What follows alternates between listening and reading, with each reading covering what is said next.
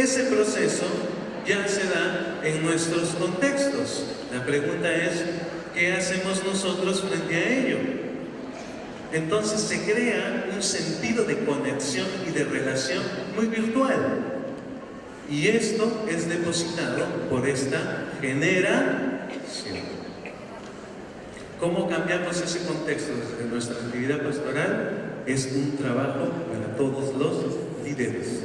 Contextos educativos que vamos viviendo hoy en día. Pero ahí no queda. Resulta que estos en la generación millennials dicen, tengo que vivir mi felicidad. Entonces, ¿qué les interesa a ellos? Primero, que en los campos de trabajo tú les des un valor agregado. Ok, yo voy a trabajar para ti, pero ¿cuál es el valor agregado que me das? Porque si no me das un valor agregado, voy a estar un año contigo y me voy. Y claro, cuando trabajo en los centros educativos, muchos profesionales de esta edad hacen mucha rotación. ¿Por qué? No se casan, no se fidelizan. No porque no sean fidelizables, sino porque es su contexto. Pero ¿qué sucede? Que esto crea una nueva creencia que es depositada en la siguiente generación, la generación Z, que nace del 2005 hasta el 2015 y están en nuestras aulas. Estos niños se les dice la generación incógnita. ¿Por qué? No se sabe cómo van a actuar. Primero hacen una cosa, después otra. No entiendo. Otra cosa que sucede con ellos es lo siguiente. Llegan a la casa, entran, ¿cierto? Y miran el entorno. Ah, no, aquí ha pasado algo. Y se van a su cuarto.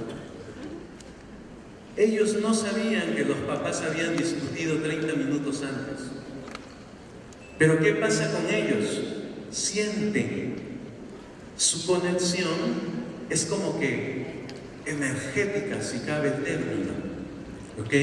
Entonces, ese es el contexto que estamos viviendo. ¿Qué pasa si tú, como docente, no conectas con este chico de esta generación? ¿O no le das un valor agregado? ¿Recibirá tu enseñanza? Probablemente no. ¿Por qué? Porque no estás en el contexto en el que él se sitúa. Entonces, un poco de mirar el contexto educativo no nos hace nada mal. Otra cosa que voy observando es el cambio que se va dando en las disciplinas. Para las personas que están allá al fondo, sorry, de verdad, si es que no se lee. De todas maneras, el material creo que se queda, se colgará. Entonces, tenemos disciplinas pedagógicas que han ido cambiando. Hemos pasado del conductismo, ¿ok?, al condicionamiento, conexionismo, aprendizaje asociativo, luego al aprendizaje social, el conocimiento experiencial, el conocimiento práctico. Después hemos pasado a las inteligencias múltiples, las relaciones colaborativas y el aprendizaje emocional. Ahora se están desarrollando otras metodologías como la educación centrada en soluciones, educación estructural y pedagogía sistémica. Algunos están trabajando pedagogías ágiles también. En el contexto psicológico también ha habido un cambio muy concreto. Hemos empezado, lo decía Monseñor hace un rato, mucho antes con psicoanálisis. Lo hemos centrado a lo cognitivo-conductual, al humanismo, después al construccionismo, a los colaborativos, dialógicos, todo lo que era la narrativa, psicología estratégica. Y después ha habido otro cambio importante, TREC, PNL, Gestal, sistémica, equipos reflexivos. ¿Qué se está trabajando ahora en el ámbito educativo? Se trabaja lo que se denomina diálogo abierto, enfoque centrado en soluciones, psicología estructural y psicología cuántica. Otro contexto que también hay que analizar. Y en el campo filosófico, igual. ha habido todo un proceso de renovación. Tenemos el racionalismo, idealismo, constructivismo, que ya lo habíamos aprendido, construccionismo, deconstruccionismo, humanismo, la fenomenología, Heidegger, ¿no? Ontología del lenguaje, pragmatismo. ¿Y qué se trabaja ahora en el campo filosófico? Se trabaja el estructuralismo, cómo crear narrativa, ¿ok? 2, se trabaja problem solving, que es un trabajo muy centrado en las soluciones, y las modalidades meta. ¿Qué significa? Tengo que aprender a hacer metacognición, metaemoción. O sea, tengo que saber a qué se debe que estoy sintiendo esto, a qué se debe que conozco esto, etcétera, etcétera. Entonces, tenemos todo un contexto educativo cambiante. En palabras del Papa Francisco hay que observar de cerca todos estos acontecimientos y ver qué hacemos con ellos. ¿Cuál es mi propuesta en este proceso? Que también lo encuentro en la pedagogía del Papa. Volver a ponerse en camino. Las enseñanzas que nos deja el Papa están llenas de figuras metafóricas, ¿no? Él dice, es como un niño que se vuelve a levantar para caminar. Ese es el proceso. Entonces, sostiene él que debe de haber nuevas formas de encuentro, nuevas formas de salir al encuentro al otro. Dice, darle al otro el derecho de ser él mismo y de ser diferente. Y en ese proceso encontramos el verdadero encuentro con el otro. Las diferencias, dice, pueden convivir complementándose. La diversidad debe reconciliarse. No debemos de separar a la diversidad, hay que reconciliarla. Por eso les decía al principio, reconciliación, sentido salvífico. Me parece importante esto de las palabras del Papa. Debe nacer en mí el deseo de que el otro pueda realizarse. En las estructuras sociales, luego vamos a escuchar algunas ponencias sobre ello, el Papa dice, ¿no?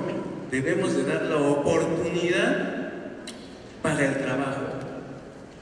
No estamos hablando aquí de que los pobres y los ricos, no, denles trabajo. Tienen que salir ellos adelante, realizarse. Otra que me parece muy importante es hablar acerca del don de la palabra. Si nosotros en nuestros contextos educativos trabajamos esto, vamos a tener frutos. Dice, cerrar el corazón al don de Dios que habla, tiene como efecto cerrar el corazón al don del hermano. Cada vez que venga una persona a hablarte, es el don de Dios hablándote. Es tu hermano, es el otro, hay que reconocerlo. Esto nos habla de un proceso de reconciliación, sí, y en cada hermano está la palabra de Dios. Caminar es esperanza. En palabras del Papa Francisco, la esperanza es una virtud de los pequeños. ¿Por qué? Porque tienen esta posibilidad de caerse y volverse a levantar. ¿Qué más? Es la esperanza que pone en pie la vida, dice, la protege, la custodia y la hace crecer. Por eso digo, la esperanza en este contexto de pedagogía del Papa tiene un contexto muy salvífico. Me parece muy importante recalcarlo. Y por último, reconocer al otro tiene que ver con una fenomenología de la mirada.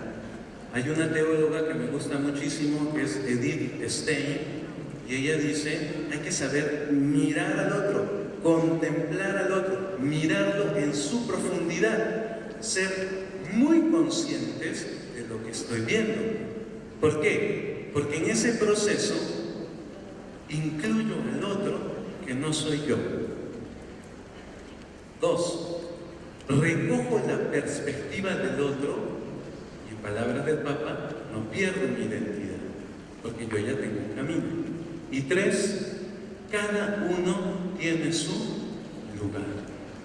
Entonces, estoy convencido que salir del yo, del ser, y encontrarse con el otro en sus diferentes formas, pero pasando por un equilibrio personal, equilibrio en mi liderazgo pastoral, equilibrio en las formas de pensar, de actuar, y observando los contextos educativos, me van a ayudar a crear nuevas posibilidades de futuro pedagógico, de crecimiento educativo, de trascendencia y por lo tanto de salvación. Ha sido un gusto estar aquí con ustedes, un poco de bibliografía.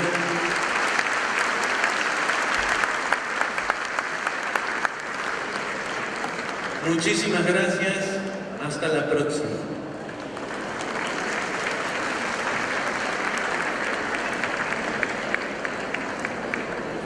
Agradecemos al teólogo Alexander Peralta Arenas por su interesante intervención en esta segunda ponencia, Liderazgo Pastoral en la Pedagogía del Papa Francisco.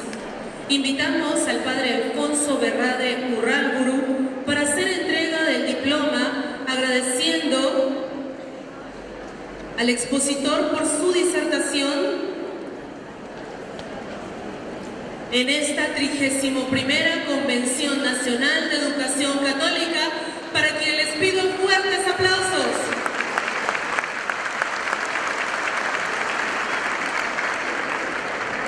Asimismo, un pequeño recuerdo de este evento y de lo que produce nuestra hermosa tierra, del sol eterno, el oasis de América, del buen vino, del buen pisco.